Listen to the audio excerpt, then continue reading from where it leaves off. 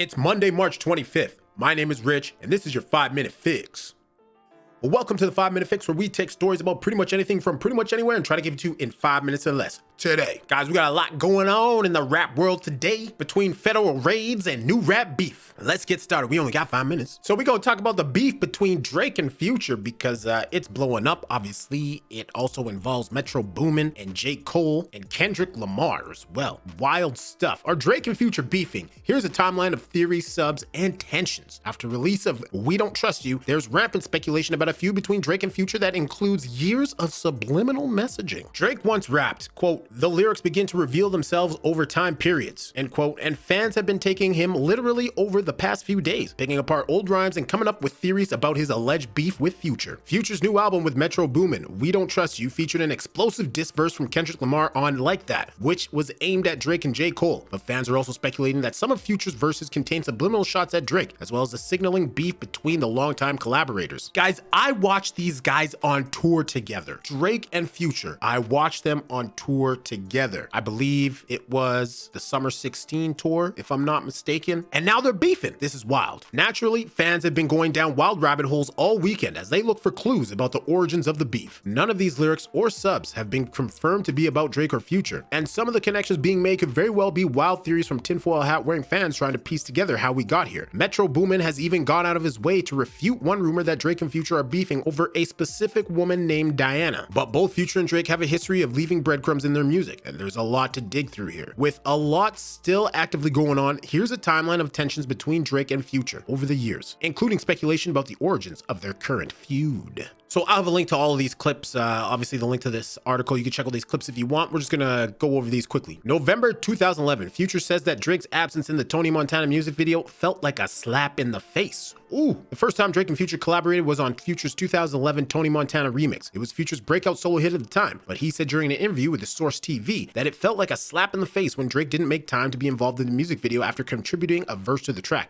That's fair. I can understand that. Quote, "So many people from Atlanta wanted to get on this song, and it's basically a slap in my face because they're like, shit, you should have done it with somebody from Atlanta who's gonna get in the video, who wanted to be part of your video, and you go outside of Atlanta and try to get somebody different," Future said at the time. "I really wanted to give Atlanta something different, and it ended up being a slap in my face because we didn't complete the whole thought. Just the thought of Drake getting on it deserves a salute, but the thought not being completed, the salute comes back." Despite Future's frustrations at the time, he seemed to patch things up with Drake and collaborated with him again the following year on DJ Drama's 2012 song, We In This Bitch 1.5. August 2013, Future reveals that he inspired Drake Started From the Bottom, but didn't get published. Future revealed that he inspired Drake's classic track Started From the Bottom. "When I was in the studio, when Drake made the record, he was in the studio session with me," he told Power 106. "That's when I had chosen one. So I was like, when you make it from the bottom, you the chosen one." So when we was in the studio, Drake came by the studio, and I always tell my engineer, "Started from the bottom." So when I said started from the bottom, Drake thought I was talking about the song, Chosen One. He added that Drake was grateful for the inspiration, and while he was never repaid monetarily, Future didn't hold it against him. Let's skip forward. April 2022. Wait For You goes #1, but neither Drake or Future performed the record together. It was smooth sailing for Drake and Future for nearly a decade as they collaborated on their blockbuster album, What a Time to Be Alive.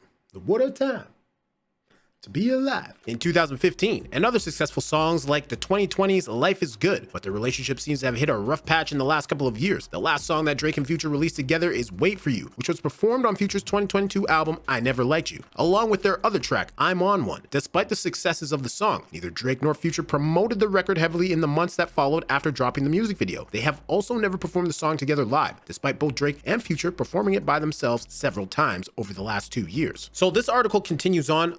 Obviously, I'm sure if you are watching this video, you may be a bit hip to the situation. As you may have seen, the article mentioned that this could perhaps be over a female, but Metro Boomin denying that. And you know, last year there was talk of Metro Boomin being upset with Drake winning all these awards, sound like a crybaby, that kind of thing. So who knows, maybe there's some influence there. Obviously, like I said, Kendrick Lamar is involved in this, and he took a disliking to J. Cole's verse in First Person Shooter, saying Kendrick Lamar, J. Cole, and Drake were the big three of rap.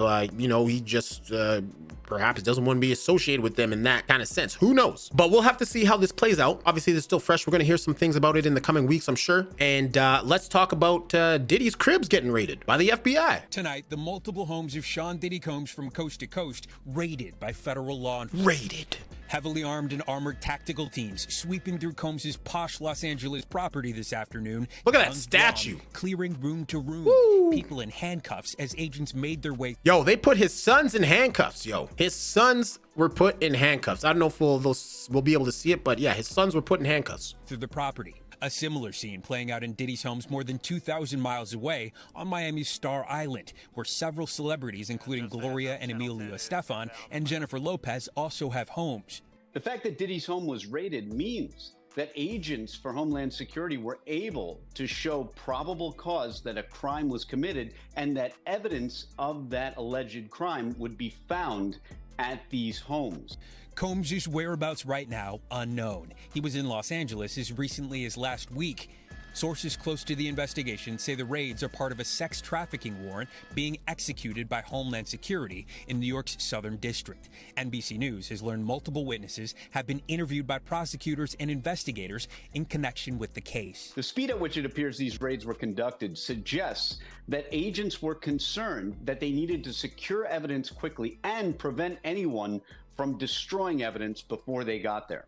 It's the latest in a legal firestorm surrounding the 54-year-old music mogul, with multiple lawsuits alleging sexual assault, abuse, harassment, forced drugging, and the distribution of illegal firearms and narcotics. Sounds like we on some R. Kelly shit. Last year, with Combs' ex-partner, R&B singer Cassie, filing a lawsuit in New York. She was seeking $30 million, alleging physical and sexual abuse, we remember this, as well as sex trafficking.